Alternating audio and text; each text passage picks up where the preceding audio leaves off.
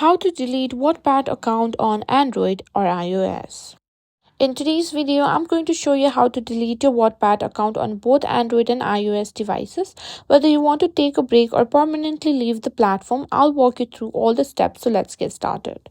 The first thing you need to do is open the Wattpad app, or you can go to your web browser and simply search for Wattpad as well. Tap on wattpad.com and make sure you're logged into the correct account you want to delete. Now, simply tap on your profile picture or avatar in the top and tap on Profile. Scroll down a little bit and simply tap on View Full Site. Once you've done that, simply tap on your profile icon at the top again.